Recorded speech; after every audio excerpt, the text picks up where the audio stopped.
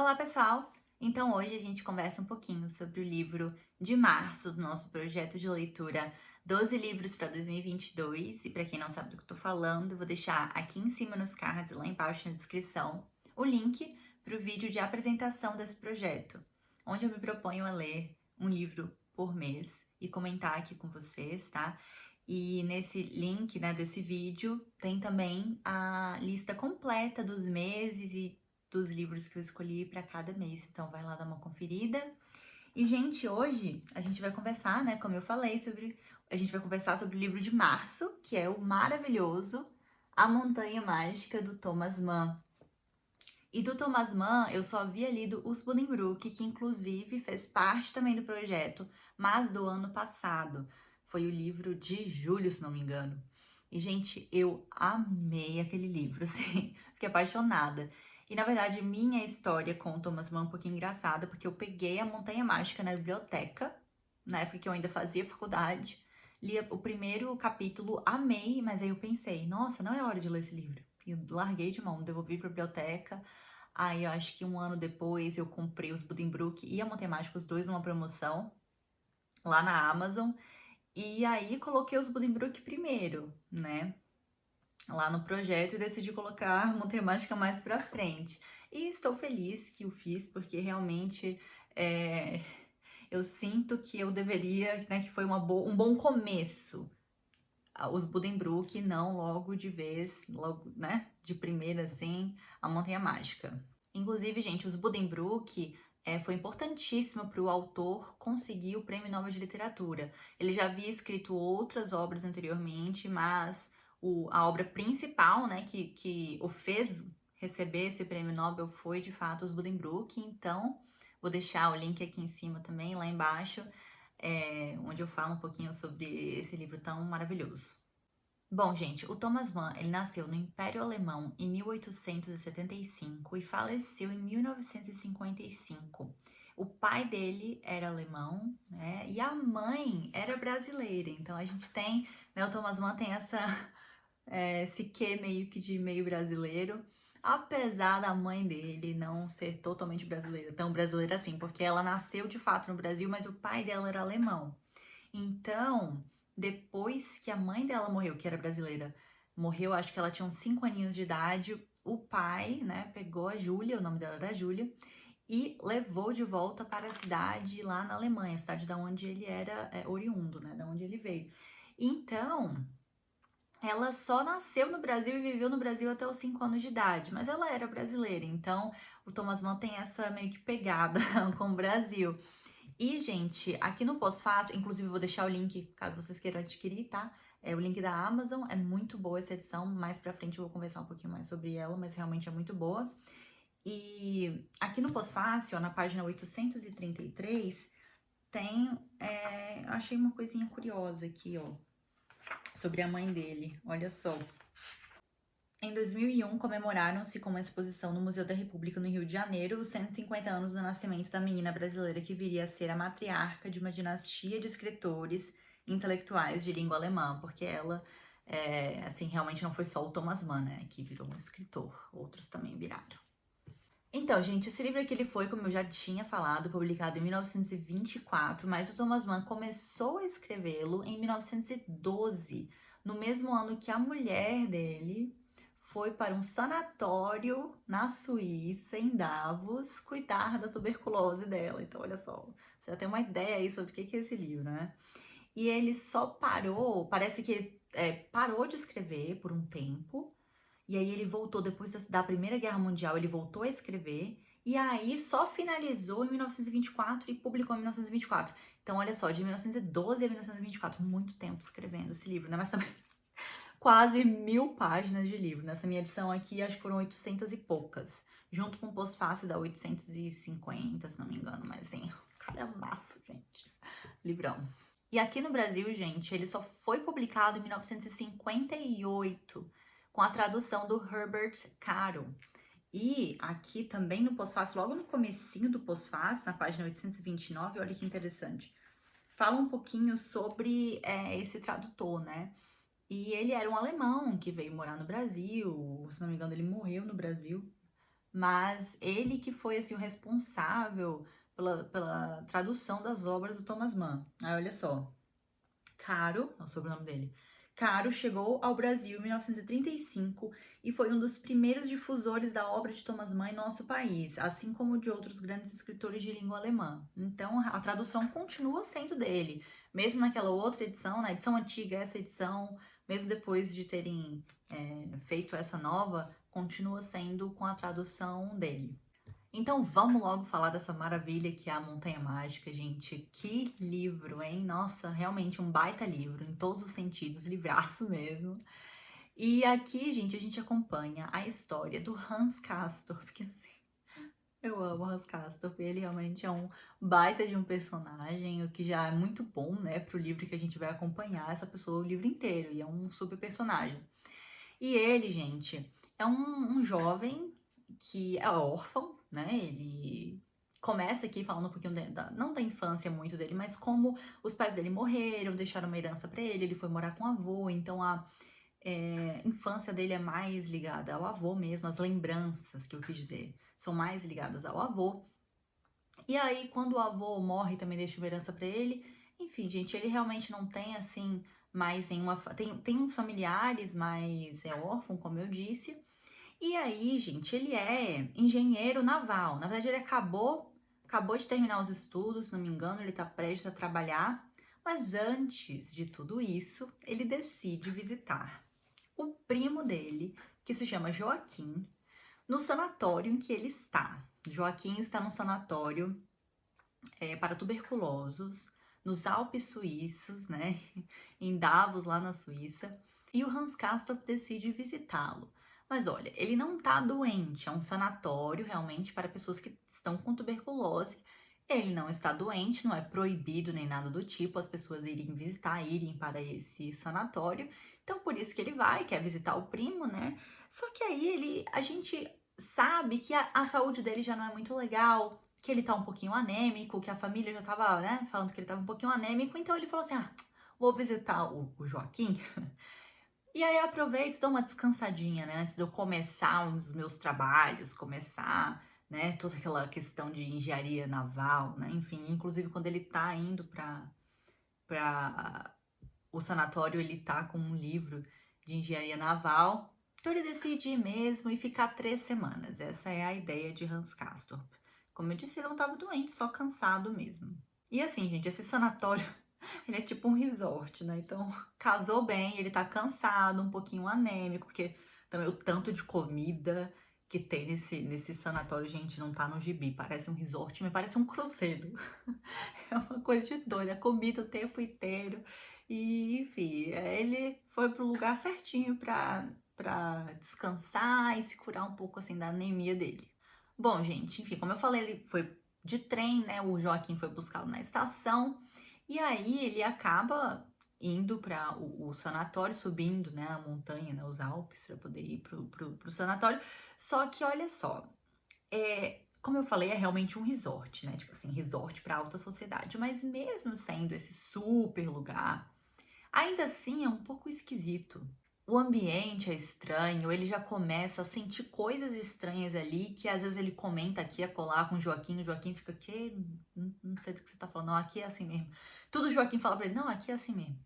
E aí ele acha estranho que ele tá com o rosto, né, sentindo uma queimação no rosto, ele sente frio, o charuto que ele costuma fumar fica com um gosto diferente, então ele começa a notar coisas diferentes que eu não vou dizer, são sutis no livro, mas ao mesmo tempo eu já fui colocando um post-it em cada coisa sutil assim que eu via, porque realmente pra gente que tá vendo de fora e já tem esse título A Montanha Mágica, a gente já fica com uma pulga atrás da orelha, então eu já fiquei, olha só, né? Joaquim tá falando que não é nada, mas eu acho que tem coisa aí. Aí ele começa a sentir essas coisas estranhas, o médico é estranho, ele vai, conhece um dos doutores, porque se não me engano tem 13, ele vai conhecer um, e aí quando ele fala pra esse doutor que ele só quer ficar 3 semanas lá, o doutor meio que, tipo, dá uma risada, assim, ele faz pouco caso desse comentário, dessa vontade, desse desejo do Hans Castorp de ficar só 3 semanas, né? Então, tipo assim, não, vai ficar 3 semanas não. Uma coisa meio assim, e o Hans Castorp fica, uai, vou sim, tô aqui de férias. Mas aí ele percebe que as pessoas estão lá há muito tempo. E há muito tempo mesmo. O próprio Joaquim, ele tá lá, eu acho que há mais de 6 meses, ou há quase 6 meses, não me lembro direitinho agora. Mas ele começa a perceber que as pessoas estão lá há muito tempo e que elas não só estão lá há muito tempo, mas também chegaram para ficar 1 mês, 2 meses, 3 meses, e aí o tempo vai, né, se multiplicando. Então elas não vão embora nunca. Então aí ele já tem, né, além de todas aquelas coisas estranhas, esquisitas que eu já comentei, ainda tem isso, que o povo vai pra lá e não vai embora nunca. Mas também a gente começa a entender um pouquinho a rotina, né, a ambientação e a rotina dessas pessoas. Como eu disse, é alta sociedade. Então pessoas riquíssimas. E, gente, a rotina, ela é muito regrada, porque, afinal de contas, é um tratamento, né, que as pessoas estão lá fazendo contra a tuberculose. Mas o tratamento, qual é o tratamento? Descanso, comida boa, né? Tirar a temperatura a cada 10 segundos, o que parece que a gente nunca viu o povo tirar tanta temperatura assim, como nesse livro. Eles descansam e comem, é basicamente isso. Eles têm o período de passeio, mas que é muito curto, a maior parte do tempo eles comem, e gente, quando eu falo come, é come, tipo assim, 6 pratos naquelas refeições, sabe? Eu fiquei impressionado com o tanto que essas pessoas comem. Assim, eles estão doentes, eles comem o tempo inteiro. E até o próprio Hans Castorp no começo fala, nossa, tô lotado, né? Porque ele fica realmente muito cheio no começo. No começo é tudo muito estranho pra ele. Então, ele gosta, mas ele tá achando muito estranho. Mas a ambientação é legal, sabe? Tem muita gente lá, as pessoas elas estão doentes, mas elas conversam no restaurante, né? Quando todo mundo vai fazer. É como se fosse um cruzeiro, as pessoas vão tem a rotina delas, mas aí elas vão nas refeições. Tem café da manhã, tem lanche da manhã, tem almoço, tem lanche da tarde, tem jantar, tem ceia, tem um monte de. Toda hora eles estão nesse restaurante o tempo inteiro. E eles conversam, né? Batem papo, enfim. É um ambiente realmente que parece que você tá de férias, gente. Assim, eu acho até estranho isso, porque eles estão doentes, indo se cuidar, mas eles estão como se estivessem de férias. E outra coisa interessantíssima lá também é que o tempo é muito relativo lá. Ele já chega lá e quando ele fala, inclusive, que ele vai ficar vai ficar 3 semanas, chegam a comentar que lá o tempo não é, né, medido por semanas, é medido por meses ou anos. E a gente sabe que aqui no nosso mundo o tempo também, claro, a gente mede, né, por meses, enfim, mas mede muito mais por horas e por dias do que por meses e anos. Então, ele já acha muito estranho isso também, que as pessoas lá têm essa percepção diferente do tempo. E, inclusive, gente, essa percepção, a gente, leitor, né, nós leitores, sentimos muito forte. Porque, por exemplo, primeiras 100 páginas, sei lá, metade de um dia, ou um dia. Aí as outras 200, sei lá, 2 semanas. Aí as outras últimas 100 são as 3 semanas que ele deveria ter ficado lá, né? Enfim, chega na metade do livro é porque acabou de acabar essas 3 semanas. Que ele. Mais ou menos isso, gente. Então, assim, passa muito tempo do livro em pouco tempo lá. Só que aí depois, lá para as tantas, no meio do livro, passa 2 meses, 3 meses, 6 meses em 2 páginas. Então, o tempo é relativo em todos os sentidos nesse livro aqui. Às vezes passa muito devagar e às vezes passa muito rápido. Só que lá, para eles, realmente passa mais rápido, porque é contado em meses. Então, passa tão rápido, né, que os meses vão passando e as pessoas vão estando lá, vão ficando lá, enfim, criando essas amizades e criando essas rotinas, né, para cuidar dessa doença e vendo o tempo dessa forma. E uma dessas pessoas que ele conhece, gente, é engraçado isso porque é o senhor Settembrini. Ele é um italiano, um urbanista italiano, né, que acaba virando o mentor do Hans Castorp lá pra frente. E ele fala pro Hans Castorp logo assim no começo que eles se conhecem. Não me lembro se agora no primeiro encontro deles, mas logo no começo ele fala, né? Cara, vai embora. Tipo, vaza daqui. Aí o Hans Castorp ficou, ai, gente, oxe. Não entende muito bem o que o Settembrini tá querendo dizer, mas logo no começo o Settembrini tentou avisá-lo, né? Ele fala assim, cara, vai embora, você tem uma vida lá embaixo, tá? Não fica aqui. E aí ele não entende, ele realmente acha que vai ficar só 3 semanas, ele até fala, não, vai ficar 3 semanas só, Não tem nada não, fica tranquilo. Nós saberemos que isso não vai acontecer, não é mesmo? Não é spoiler, ele não vai ficar 3 semanas, gente. Mas o Setembrilho bem que tentou avisá-lo. E aí, como não é mistério pra ninguém, gente, Hans Castorp adoece, né? Ele realmente pega a tuberculose. E é engraçado porque ele começa a se sentir estranho e aí ele resolve tirar a temperatura. Eu achei tão engraçado, gente, isso aqui nesse livro, o jeito que eles tiram a temperatura. Primeiro que eles tiram a temperatura o tempo inteiro, sério. Assim, sei lá, 6 vezes por dia eles tiram essa temperatura. Mas o que eu achei engraçado é que ele teve que comprar. Ele estava num sanatório e a enfermeira não tinha um termômetro, né, pra tirar a temperatura dele. Ele teve que comprar um termômetro pra poder tirar essa temperatura. Até que quando ele chega pro Joaquim e fala, tirei a temperatura. Aí o Joaquim fala, tira a temperatura com o quê? Que temperatura? Que tirou? Como assim? Aí ele, eu comprei um termômetro. Aí ele ficou, nossa, você comprou um termômetro.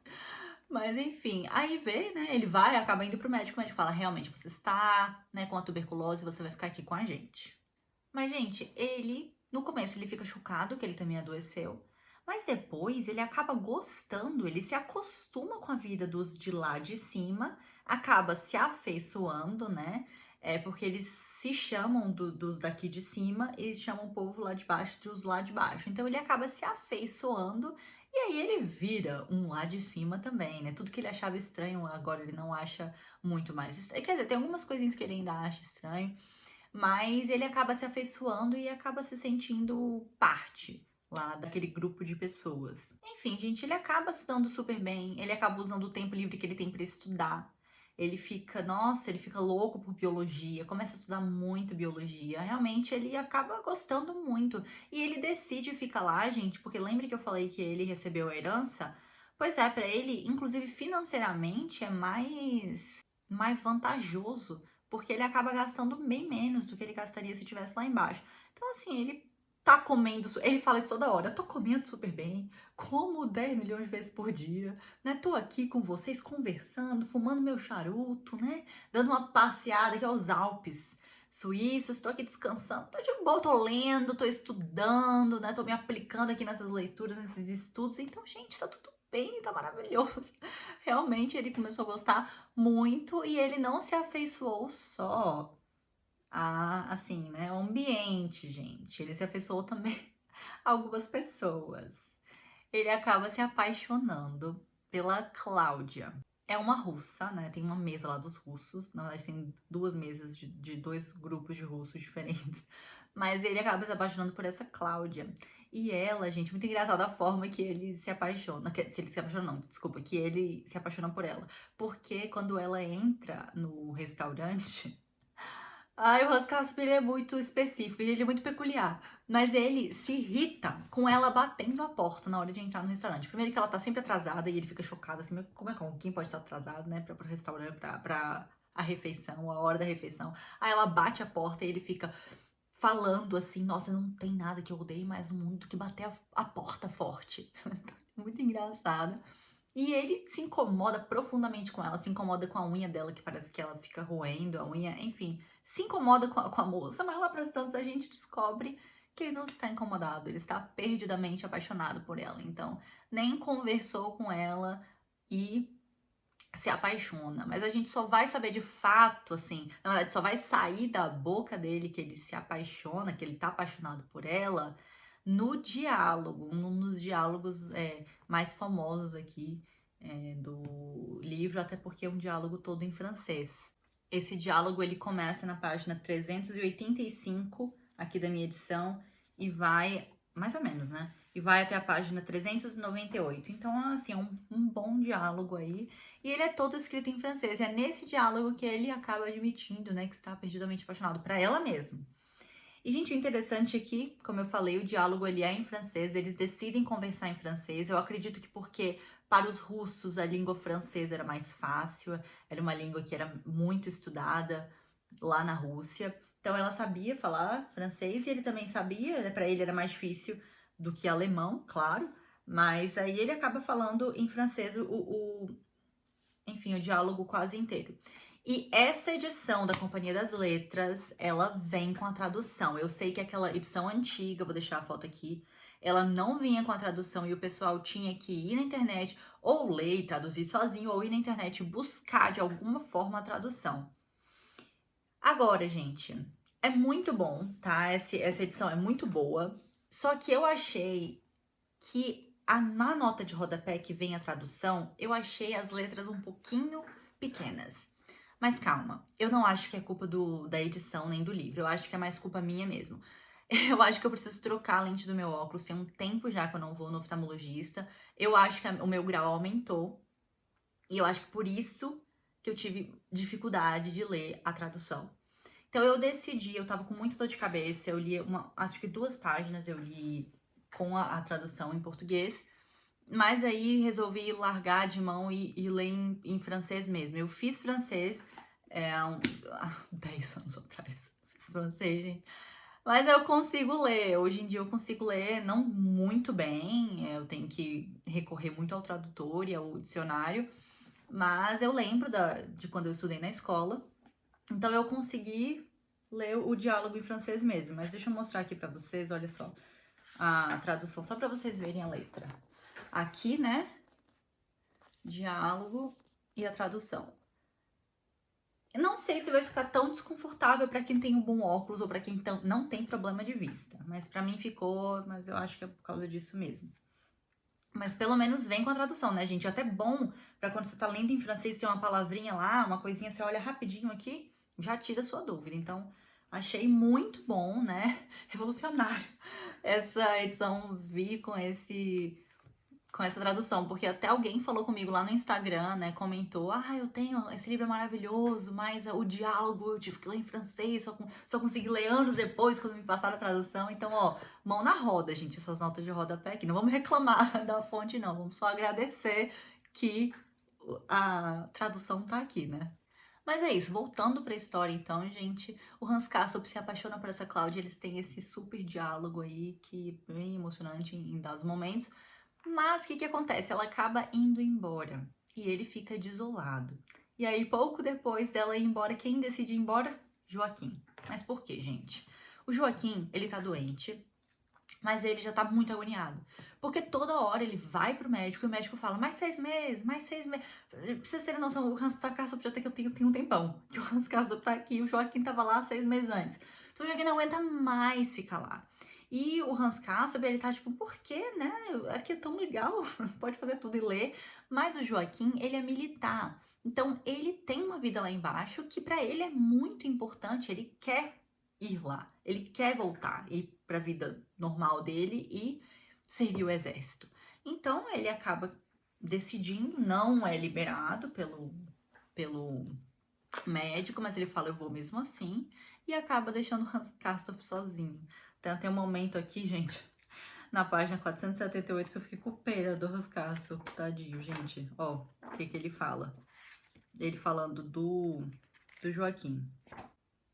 Será possível que ele vai me deixar sozinho aqui em cima? A mim, que somente subi para visitá-lo? E ainda chegou a acrescentar, mas isso seria maluco e horroroso, a tal ponto que sinto como meu rosto se gela e meu coração lateja desordenadamente, pois se eu ficar sozinho nestas alturas, então nesse caso é para sempre, para todos os tempos, pois sozinho nunca na vida encontrarei o caminho que conduz à planície. Então, assim, ele fica sozinho, ele fica abalado, né, no começo, mas lá pras tantas o tio dele vai visitá-lo, e aí quando o tio dele pergunta quando ele vai voltar, ele fala, não, eu vou ficar aqui um tempo aqui ainda. O tio fica, você tá doido? Você tá aqui há muito tempo, você já tá aqui, né, há quase 2 anos. Gente, ele tá lá há muito tempo. Não vou ficar dando muito spoiler, inclusive vou parar de falar sobre o livro agora, pra não ficar dando spoiler pra vocês, mas aí o tio dele fica assim, você vai voltar, não?